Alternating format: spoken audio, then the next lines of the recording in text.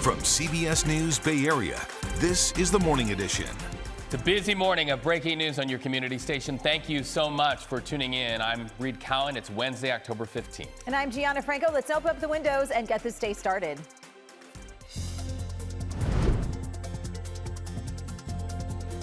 Breaking news, emergency crews responding to a fire that's impacting multiple buildings in San Francisco. We're live with the latest information. I don't regret anything that I've done because I've done nothing wrong. Christina Corpus ousted from her role as sheriff of San Mateo County. The months-long scandal and investigation that led to the decision, and what's next for the county. How to make it safe. That is the number one thing that's on my mind, safety. The CEO of Salesforce touching on the elephant in the room, what Mark Benioff had to say since his comments about bringing the National Guard to San Francisco. Construction costs are higher. That just means that there's less deals available. And a tough market in the Silicon Valley. We touch on the difficulty in building homes despite a statewide housing shortage. Let's get started. Now, breaking news right off the top. This coming to us out of San Francisco. We're talking about a 3-alarm fire over in the Marina District. Flames racing through multiple buildings.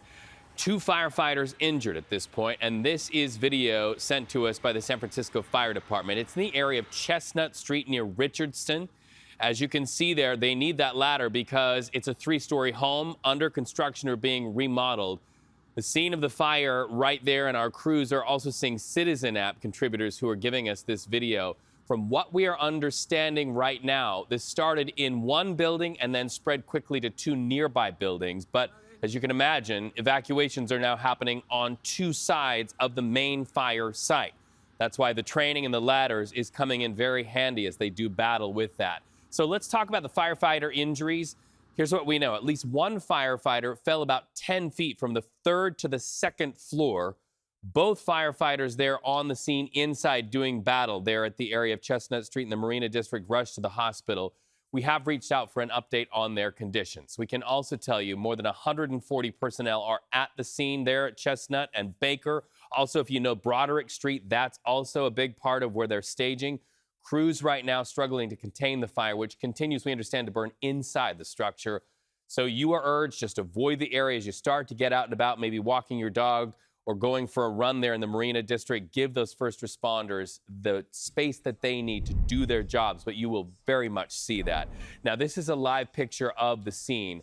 This is one of San Francisco's more iconic homes there in the Marina District, and you can see it's gutted there. The fire just racing through that, and firefighters now going in. This is what they do. They go through and they look for hot spots in the fire.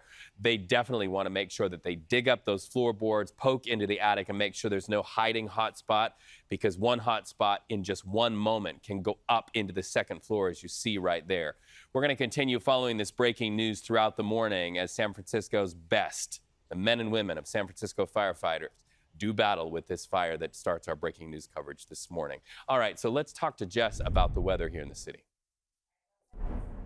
I want to take a live look at that cool and cloudy and a little bit foggy San Francisco right now as we head outside. It's no longer a first alert weather day. The rain is coming to an end, but it was a really impressive system that we had the past couple days. I want to start up by pulling up the map and showing you our rainfall totals. Places like Oakland got close to around an inch of rain. We head all the way down south closer to San Jose, about an inch and a half, anywhere from the Santa Clara Valley up into the headlands too. Now you make your way all the way up into Santa Rosa, over an inch fell just within the past 24 hours. And as we head throughout the next couple days, we're going to start drying up and warming up. Daytime highs are back into the 60s throughout the North Bay. We're also seeing 60s into San Francisco. This still puts us close to around 11 degrees below average in places like Santa Rosa. I'm going to talk more about that coming up in just a bit. Gianna. Well, Jessica, recent rainfall has prompted Marin and Sonoma counties to lift their bans on burning debris. But wildfire season, well, it isn't over just yet anyway. CAL FIRE crews use the wet weather to make headway in wildfire mitigation work near the Russian River. So crews spend hours in the forest clearing overhanging branches, creating fuel breaks, and thinning out greenery. It's all to control fires and help prevent them from reaching homes. CAL FIRE says they're staffed and wildfire ready year round. We are continuing to hold on to our seasonal firefighters for longer. We're staggering our hiring so that we can stay fully staffed and our stations can stay readily available to go anywhere in the state. Well, crews say they're vigilant in case of fires in the Bay Area during unexpected seasons. It's a lesson learned from the wildfires that devastated Los Angeles in January. Well, it's day 15 of the federal government shutdown after lawmakers once again could not get the votes for an 8th time on a Republican bill to keep the government funded and running. So along with the government shutdown, layoffs for federal workers are a major talking point today. And it's coming right here to San Francisco because a federal judge right here in the city is considering greenlighting or temporarily halting the layoffs. You see the filings there in court. Attorneys for 2 unions representing nearly 1 million federal workers accuse the administration of exceeding its authority and asking for an emergency injunction. Now, we are told some of those union members will rally in front of that courthouse today. Well, starting on the map here in the peninsula, San Mateo County is officially without a permanent sheriff for now. The Board of Supervisors formally voted unanimously to remove Christina Corpus. This after an independent report found she abused her power. Now, before the vote, Corpus addressed the board and continued to deny any wrongdoing. I don't regret anything that I've done because I've done nothing wrong. We are going to fight this till the end. It's unconstitutional what they're doing to me. Well, yesterday's move by the supervisors ends a year-long scandal surrounding the sheriff's office. It all started after an independent investigation revealed allegations of abuse of power, retaliation against staff, and conflicts of interest. This department has been in crisis for a long time, and I hope with today, for our sheriff's department, it brings healing, not only to the folks who work there, but to our community. Well, right now, supervisors are holding off on civil grand jury proceedings against Corpus in case she takes legal action against them. In the meantime, the undersheriff will assume duties of sheriff. We'll have more details coming up in our next half hour. Well, moving on the map over here to Sonoma County, we are tracking a major sentencing where a former North Bay cop faces prison time for a shocking abuse of power. A jury convicted former Rohnert Park officer Joseph Huffaker on 6 federal charges for posing as a federal agent and stealing cash and cannabis from drivers on Highway 101. He and his sergeant ran the scheme for years, even after California legalized recreational marijuana. He faces up to 20 years in prison. A judge will determine his sentence today. Well, moving on the map over here to San Francisco, where San Francisco's streamlining task force meets today to consider making cuts to the city's 5 homelessness oversight commissions. So a new report from senior staffers at the city administrator and controller's offices suggests eliminating some of the oversight bodies or consolidating them into one. They allege the groups perform duplicate duties that have slowed efforts to curb the homeless crisis. The report found the oversight commissions collectively cost taxpayers $2 million a year just to operate. And as we move on the map here over into the South Bay, major changes this morning at one of the Bay Area's best-known hospitals. Stanford Children's is cutting dozens of jobs. Lucille Packard Children's Hospital at Stanford says it's eliminating 87 positions.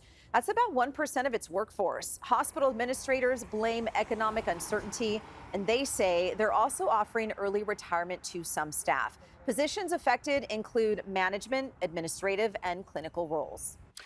Looking live at City Hall in San Francisco, good morning to you. District Attorney Brooke Jenkins will join city leaders who are pushing back against calls to bring the National Guard into San Francisco.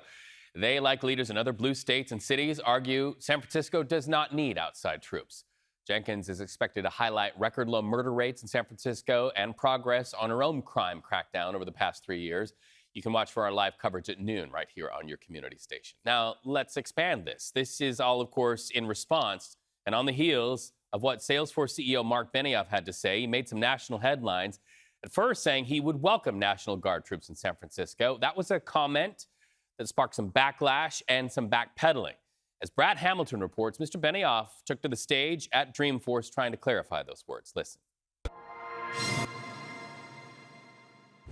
This story isn't just about scale. With an opening act that featured one of Hollywood's biggest stars. It's about something more profound. Dreamforce 2025 kicked off with plenty of glitz and robo-glam. But as Salesforce CEO Mark Benioff plays host to one of the biggest AI conferences in the world, Recent comments he made about the host city itself came with him to his first appearance in front of the media. I'm going to limit my comments today to Dreamforce, to Agent Force. Benioff started out reiterating his focus on the big event, but then he made an attempt at clarifying why he told the New York Times last week that he'd be in favor of the National Guard coming into San Francisco to fight crime. How to make it safe, that is the number one thing that's on my mind, safety. And so as I'm asked questions, all of these things, that's just kind of what's coming out. It's all about trust and safety. It is our highest value here. Benioff's talk about federal forces sparked plenty of reaction. Fellow tech billionaire Elon Musk jumped in to second the idea of federal intervention, while local leaders pushed back. And that effort to defend San Francisco's reputation appeared to continue today. Public safety has been my number one priority since the day I took office, and it will remain my top priority. In a social media video, Mayor Daniel Lurie touted newly released city data that shows a homicide rate approaching a near 70-year low, and an overall crime rate down nearly 30% so far in 2025. We know we have work to do. There is no question about that. That's why we're going to stay relentless. That's why we're going to support our local law enforcement. On Monday, Lurie and Benioff were supposed to host a joint press conference to announce a $100 million gift from Salesforce to UCSF Benioff Children's Hospital. However, we were told the event was canceled due to rain. And just a day later, both men are back in the public eye discussing the safety of this city. This is San Francisco's largest conference by more than 2x. And we've proven year after year after year how to make it safe. I'm going to be relentless on this top priority today, tomorrow, and in the months and years to come. Both messages avoiding what was said leading up to Dreamforce, and maybe both hoping the excitement of this week drowns out the drama of last week.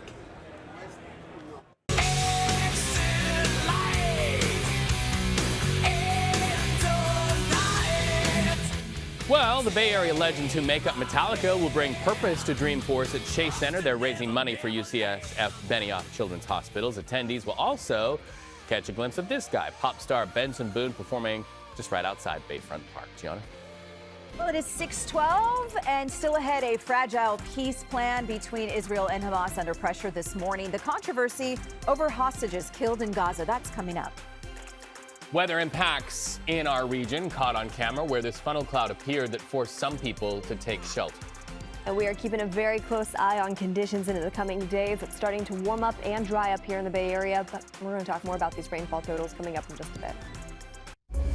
First Alert Weather, brought to you by AAA Insurance. Get a quote today.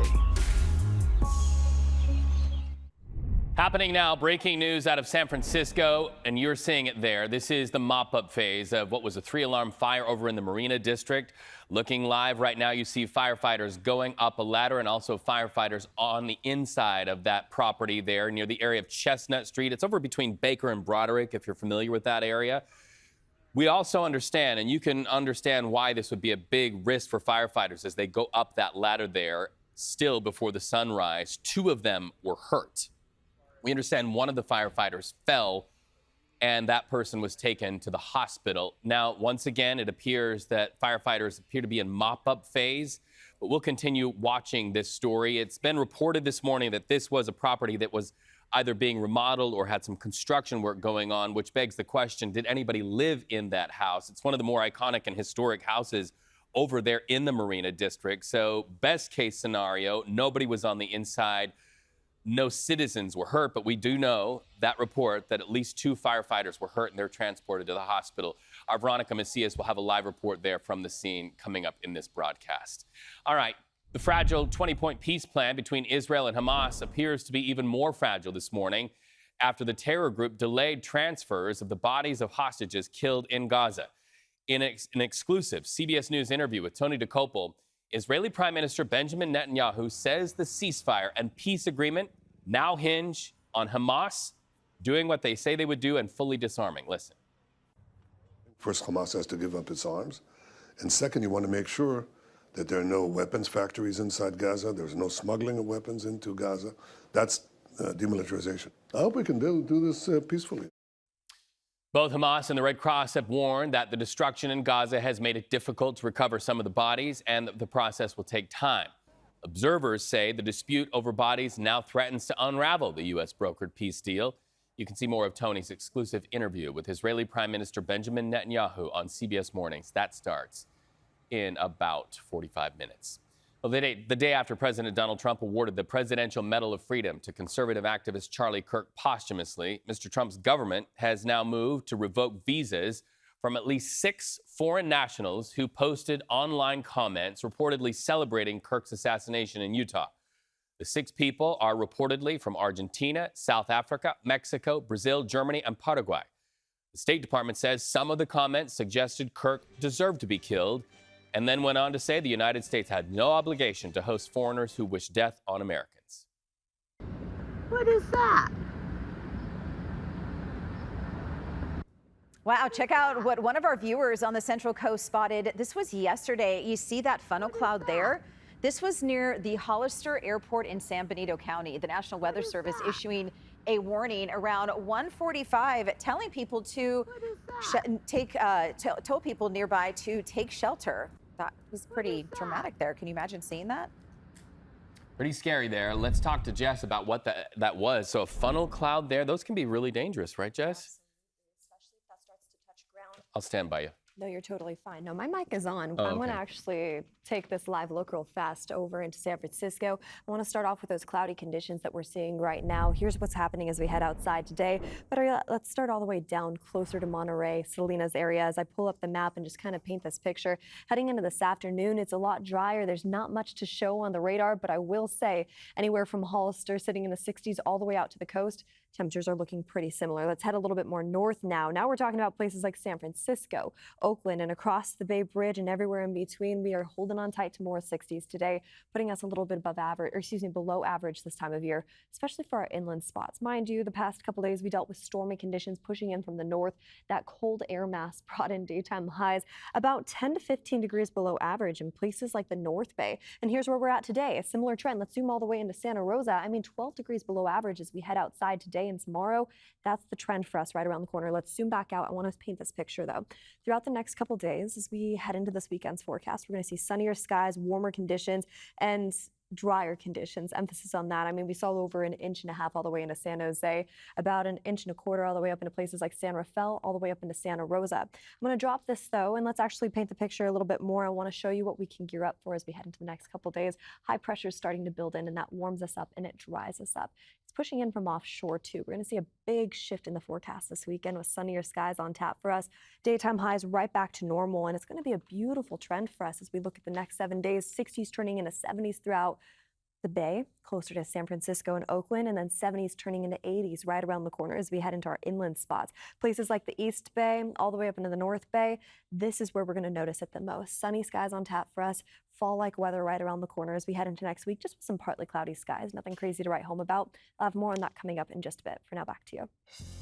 Let's get a look at the roadways this morning. If you are getting ready to head out the door and take the San Mateo Bridge, heads up, it's busier than usual. We are getting reports of a trouble spot as you work your way westbound. Here is a live look at conditions. You can see it's already crowded heading over to 101, but I want to show you our maps here. I'm going to zoom in. The crash is just before where that live look is. So speeds dipping down to about 7 miles per hour. So just crawling along there. Use the Dumbarton Bridge instead. That's moving a lot better this morning than the San Mateo Bridge. Over at the Bay Bridge Toll Plaza, metering lights are on and already busy heading into San Francisco. That's a look at your morning commute.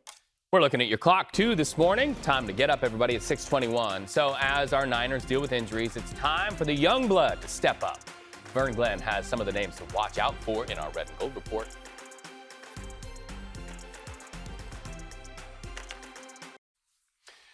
Well, the San Francisco 49ers are without 2 of their biggest stars on defense for the rest of the season. That kind of hurts, right? As Vern Glenn explains in our Red and Gold report, some of the younger players have to step up. This is the Audi Red and Gold report. The 49ers are turning the page after a nightmare of a weekend. The loss to Tampa was bad enough, but losing Fred Warner was the real knockout blow. Warner, their best defender and leader, will miss the rest of the season after undergoing ankle surgery this week. The Niners defense was already hurting after losing Nick Bosa to a torn ACL just 3 weeks ago. There's no replacing their presence, but the young defense knows they'll have to step up in their absence. You know, one of my goals was to be a leader, and, you know, I'm in a bigger spotlight now, you know, now that Fred is down, Bosa's down, you know, so, I mean, I got to be, you know, that guy. I'll take it on my shoulders to try to, you know, keep his spirit out there, you know, keep his energy out there. He ain't going to replace Fred, but try to have his spirit out there with us. With the Red and Gold Report, I'm Vern Glenn. Thank you, Vern. It is 6:26. A new law meant to crack down on abandoned shopping carts across San Jose. How it works, that's still ahead. Live look outside right now. Good morning, everybody. A boat on the water as we sail in to the midweek marker. We'll be right back on your community station.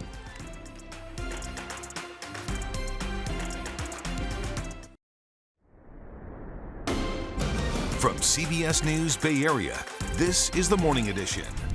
Back to that breaking news that we've been following all morning on your community station. A 3-alarm fire in the Marina District. Flames racing through multiple homes. We can also tell you there's another headline here. 2 firefighters are injured.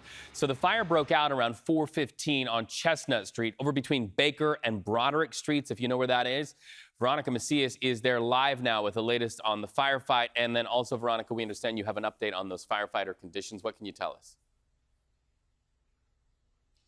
Good morning, Reed. I can tell you this fire is now contained here. You have over 100 firefighters, and on Chestnut here in the Marina District, we're reminded of just how dangerous this job can be for our first responders. Like you mentioned, 2 firefighters injured this morning. We know that this building was under construction. The call came in at about 4:15 as they responded, and they were on the 3rd floor. There were 2 firefighters that fell through to the 2nd floor. Now, as far as their condition, we are working to get an update on that, but we know there is a lot of personnel here, over 100 firefighters. The fire did spread to the adjacent buildings, so they are going through the walls right now, making sure that everything is out. There are no hot spots in this area.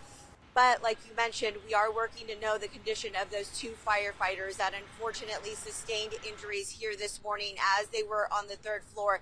You can see firefighters right now actively going through both floors of this building.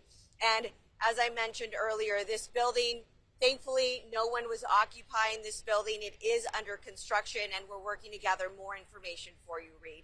All right, Veronica Macias there live from the scene. Thank you so much. Our thoughts with the people who are affected there in the Marina District this morning. Let's get a live look outside on this Wednesday morning over towards the bay with the Bay Bridge there busy to San Francisco right now. And Jess, a lot of clouds out there. A lot of clouds out there, but at least we are starting to dry up right around the corner. Let's take a live look at what's going on for us as we pull up the map below me in just a second. I'm excited to show you something going on for us as we head into the next couple days. A nice warm up and dry up on tap for us, but let's go over what we've seen so far. The past couple days, we saw over 1.5 inches in places like San Jose, all the way up into Santa Rosa. We got close to that number, and as we head outside today and tomorrow, we're gearing up for nice mild weather. 60s in the forecast for us today and tomorrow. That puts us about 11 to 12 degrees below average as we zoom all the way into the North Bay, places like Santa Rosa this afternoon. Nice and chilly outside as we head into wine country, but that's going to look a lot different on top for us as we head into this weekend. Warmer weather around the corner Thursday, Friday, heading into Saturday with sunnier skies too. For now, back to you. Jessica, thank you. Some welcome news in the North Bay. Santa Rosa fire officials have declared an end to this year's fire season. Recent rains helped lower fire danger after a dry summer. That means no more weed abatement inspections, and the city plans to begin issuing pile burn permits in November. Fire crews still urge residents to stay wildfire ready. Reed.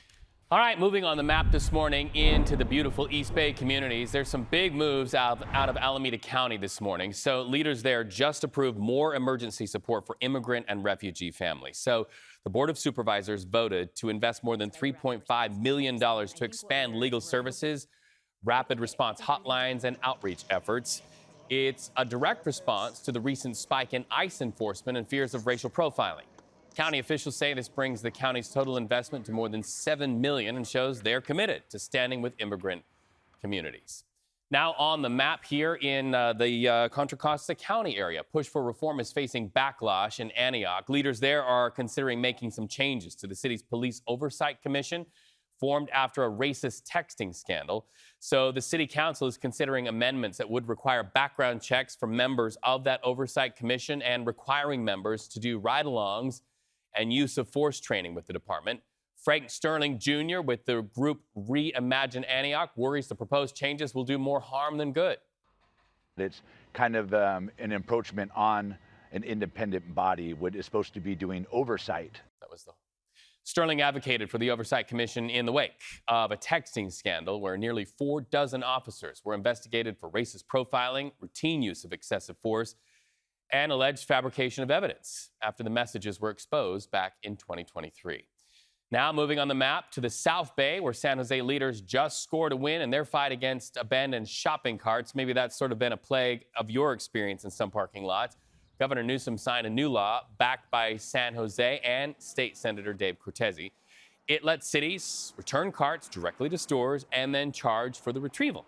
San Jose city crews say they pick up around 2,000 carts a year from parks and streets and creeks. Leaders say this law gives them real tools to keep neighborhoods cleaner and hold more retailers accountable. Well, after months of drama and scandal, San Mateo County finds itself without a permanent sheriff this morning. The Board of Supervisors voted to officially fire Christina Corpus after an independent report found she abused her power. Corpus addressed the board before the vote and denied any wrongdoing. When they couldn't control me, they decided to destroy me. This is not justice. It's political retribution. Well, the unanimous vote follows more than a year's worth of investigations, hearings, and even a special election to change the rules in the county. Katie Nielsen spoke with Christina afterwards.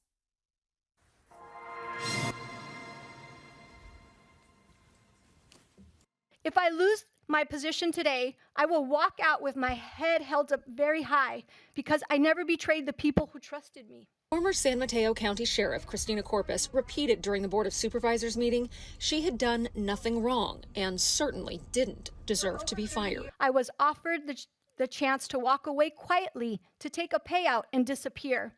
I refused. Last week, an independent hearing judge ruled Corpus created a conflict of interest by carrying on a close personal relationship with her former chief of staff and pushing him to be promoted to positions he wasn't qualified to hold, as well as retaliating against 2 other members of the department, one of which was the Deputy Sheriff's Union president, who she ordered to be arrested. He was ultimately never charged with a crime. I had high hopes for Sheriff Corpus.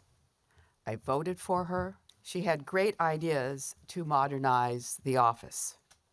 So it's tragic to see her time as sheriff come down to this.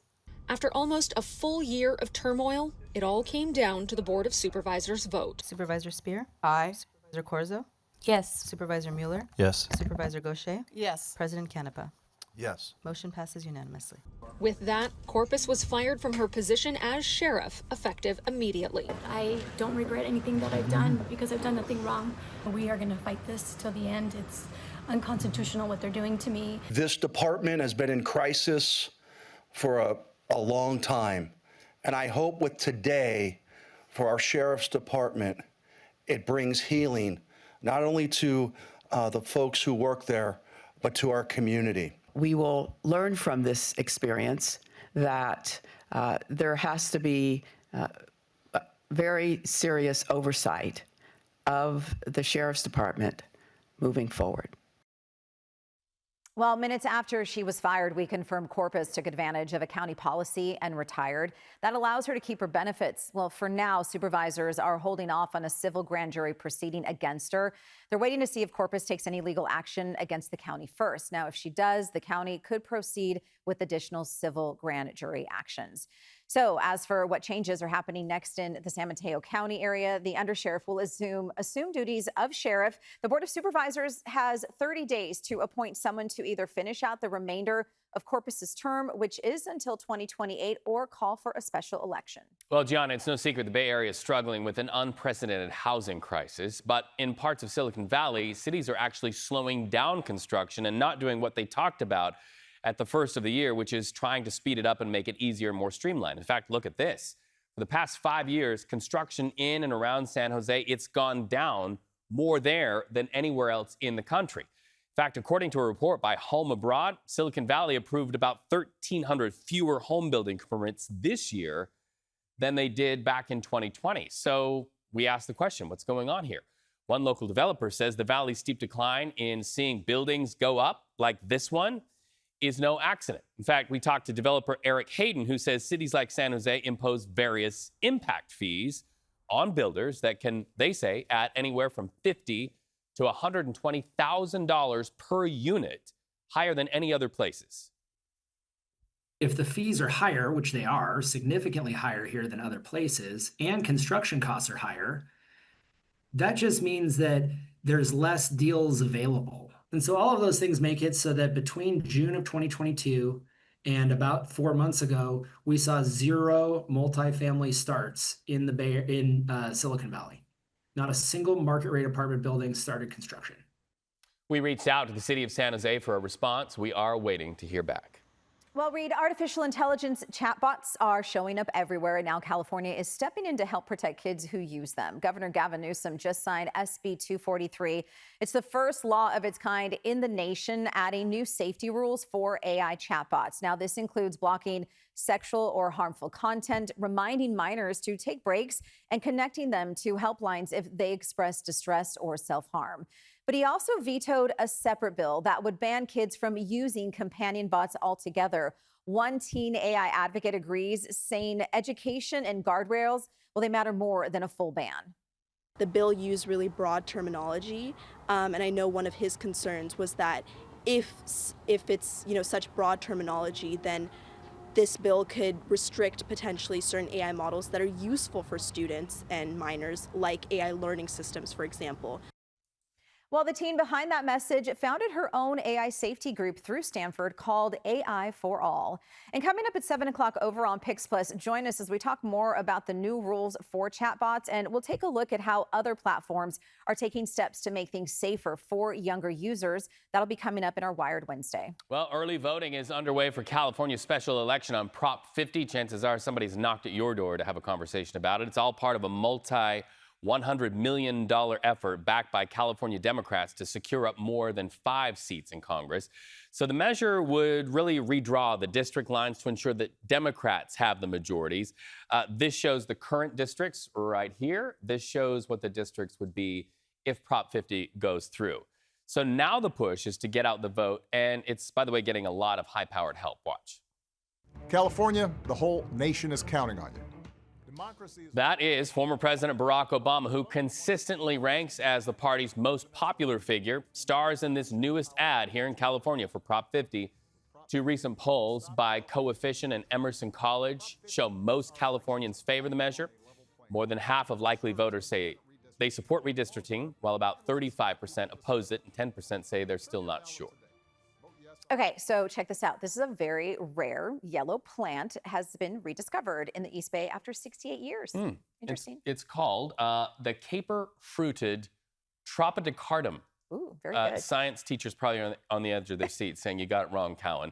It's native to California. 2 botanists found the plant at Vasco Hills Regional Preserve in Contra Costa County. It was first discovered by UC Berkeley botany professor back in 1888. It is listed as rare, threatened, or endangered by the state of California Native Plant Society. The species, we understand, has been documented, though, in several counties there amidst the grass. But we understand the population remains small. So if you see one, give it a wink and go around. Fun it. All right, it is 6:42 on this Wednesday morning. Los Angeles County pushing back against President Trump's immigration crackdown by declaring a state of emergency. How this move will aid residents hit by immigration raids. Here's a live look outside. Good morning, everybody. The beautiful Golden Gate Bridge as traffic starts to funnel through the Robin Williams Tunnel, getting it into the city. Down there at the right, the Marina District, where we continue following the breaking news of a 3-alarm fire that gutted 1 house, damaged 2 others, and sent 2 firefighters to the hospital. Your community station with breaking news when we come back. Your community station in your community right there in the Marina District. Following the breaking news out of San Francisco, you were looking at what's left of the damage from a 3-alarm fire over in that district of San Francisco. This is a live look. Just to sort of give you a position of where this is, it's in the area of Chestnut Street between Baker and Broderick. You see the firefighting ladder there. That's a 3-story home.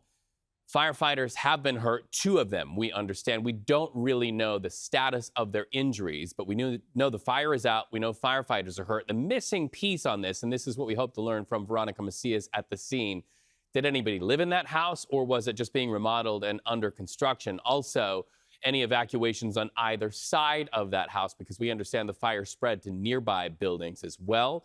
We're chasing those answers for you as we watch San Francisco firefighters doing what they're trained to do, and that is to keep those hot spots down as the damage now is very evident as the sun comes up. Much more ahead on this throughout the morning. Gianna. Reed, as we keep our eye on what you need to know to get your day started, President Trump announced yesterday the U.S. carried out yet another deadly strike on a boat allegedly trafficking drugs in the waters off of Venezuela. The president posted this video on social media saying 6 people were killed. This is the 5th deadly strike that the U.S. military has carried out in the Caribbean, killing at least 27 people total.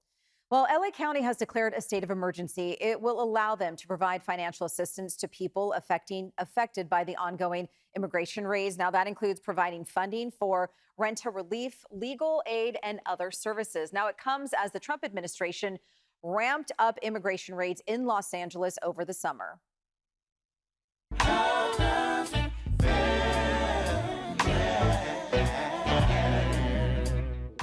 Well, tributes are pouring in for R&B singer D'Angelo. In a statement from his family, they say the Grammy Award-winning artist died Tuesday after a prolonged and private battle with cancer.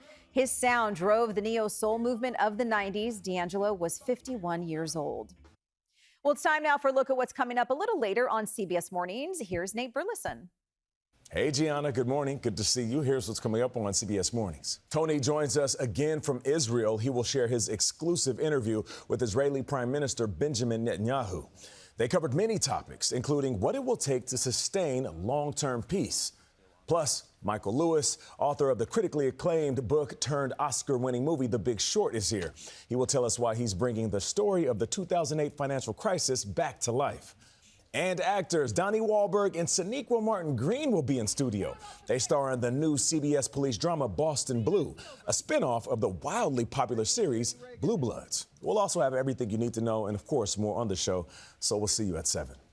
All right, thank you so much. It's not something we see often in our state. Cell phone video showing a funnel cloud spotted over the Salinas area yesterday. Good news, didn't actually touch down, but my goodness, it got a lot of people pulling out their camera phones. We thank Beatrice Diaz for this video. No reports of any damage. Yeah, we've seen a couple of different perspectives of that funnel cloud there. Well, taking a live look outside on this Wednesday morning, you see the Transamerica building there right in the center and some clouds behind it, Jessica.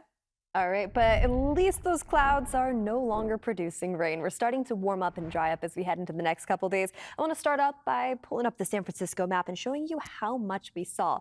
Let's zoom all the way into San Jose real fast. Over 1.5 inches. That's how much we got into the Santa Clara Valley. And as we make our way all the way up into places like Santa Rosa, closer to around 1.25 inches. It was a very impressive storm the past couple days, but now we're starting to warm up and dry up. I know that's hard to believe when you're still seeing 60s widespread throughout the Bay Area. But as we head into the next couple days, we really are starting to see some warmer weather on tap for us. Daytime highs today still about 12 to 13 degrees below average from Santa Rosa off into Concord. Livermore today, 14 degrees below average. It almost feels more winter-like than it even feels fall-like. But here's the reality. As we head into the next couple days, we will start to warm up and dry up as high pressure builds in from offshore. What that does for us is it brings in some sunnier skies, a little bit of a break from all this stormy weather that this area of low pressure brought in. That system starting to track off into the Midwest, while here in the Bay and here all throughout the state of California, we're really just seeing a nice calm weather pattern wrapping up this week, heading into this weekend. So those daytime highs you saw, where they're sitting about 10 to 15 degrees below average, that also comes to an end as we head into this weekend. Sunnier skies on tap for us, lower relative humidity. That's the one thing that I will say we're going to notice as we head into the couple days ahead of us. But we will see sunnier skies and warmer weather, which is really nice as we dive into a weekend forecast any time of the year here in the Bay Area. Now you make your way over into our inland spots. We are still holding on tight to 60s, just like our friends along the Bay and along the coast. Tomorrow we jump back into the 70s. We'll hold on tight to 80s as we kick off this weekend with some partly cloudy skies and a little bit of unsettled weather around the corner heading into early early next week. This is what we're going to keep a close eye on next Sunday and Monday. There could be a chance of some light drizzle along the coast. I'll have more on that as we get closer, but for now, back over to you. Gianna? Jessica, thank you. Let's get a live look at the Bay Bridge Toll Plaza as you get ready to start your day. It is busy. Those brake lights are building well into the maze at this point, and the approach is coming out of the East Bay. We are seeing brake lights there, as well as the San Mateo Bridge, which is one of our hot spots right now. You see those flashing lights, they're off in the distance, and it is slow because of this crash. Give yourself some extra time. Use the Dumbarton Bridge as an alternate. Public transit is on time as well today, and you can see we are also tracking some brake lights out of Hayward, 880, getting to that point on the San Mateo Bridge. A couple other hotspots out there. Richmond-San Rafael Bridge, very busy westbound due to a crash blocking lanes. So if you're trying to get from the East Bay to the 101 side in Marin County, you are going to have a lot of brake lights there. You could consider using westbound 37. Really just depends where your morning commute takes you, but also busy as you work your way out of Vallejo due to a crash. Westbound 80, working your way heading out of Vallejo into that Hercules area.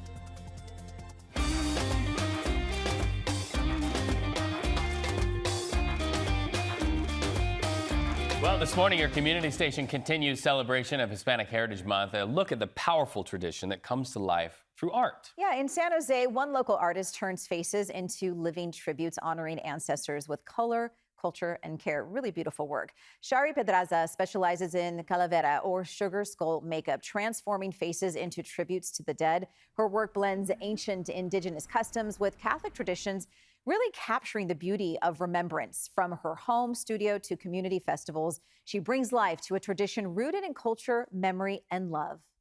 I'm happy and the other cultures adopted these traditions. We can more big this beautiful celebration. Well, you can catch the full story from Len Ramirez tonight at 5 right here on KPIX. And be sure to watch our Hispanic Heritage Month special airing tomorrow at 7:30 right here on KPIX. I'll be hosting along with Len. Time right now is 6:53. A major airline expanding its internet access in the skies. The big upgrades coming to United Airlines. That's coming up in our Money Watch report.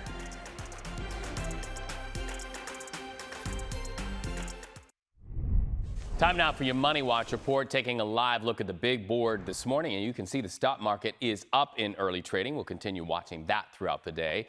We're also tracking the impacts of the federal shutdown, and now it's delaying a key announcement that millions of Americans depend on. The Social Security Administration has postponed releasing next year's cost of living adjustment because the government shutdown put federal economic data on hold. Now, normally that update comes with September's inflation report, but both are now set to be released on October 24th. That metric determines how much benefits will rise for more than 75 million Americans, including retirees and people with disabilities. Now, despite the delay, the Social Security Administration says checks will not be interrupted into your mailbox from the SSA. Walmart teaming up with Bay Area-based OpenAI to make your shopping experience a lot more high-tech. Here's how it works. Soon, customers will be able to chat with ChatGPT to search for products, get personalized picks, and even use the checkout line there. The retail giant says they're trying to keep up with the new ways that consumers are discovering products there in the aisles.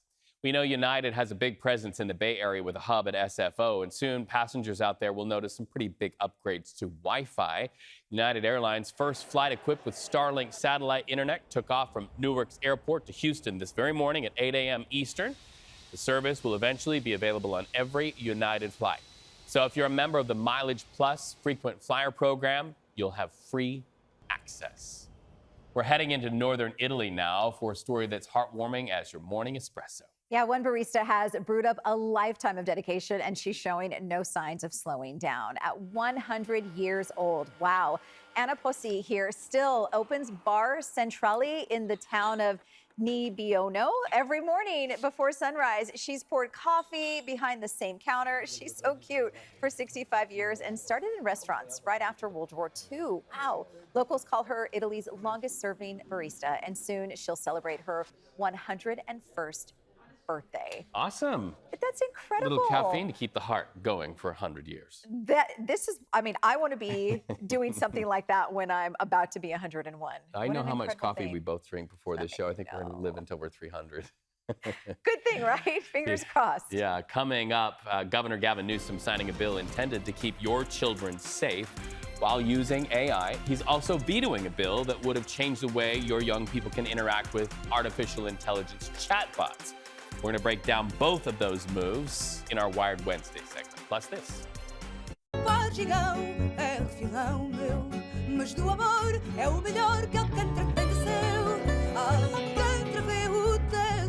Beautiful voice there, and one of Portugal's brightest stars returning to the Bay Area for an enchanting evening of music. We're live with world-renowned singer Carmino up next. Let's take a live look outside as we start to see the sunrise there. Good morning, everybody. We're continuing to follow that breaking news out of the Marina District. A 3-alarm fire, 3 properties damaged, 2 firefighters sent to the hospital. Your community station finding you over now on Pix Plus 44, cable channel 12.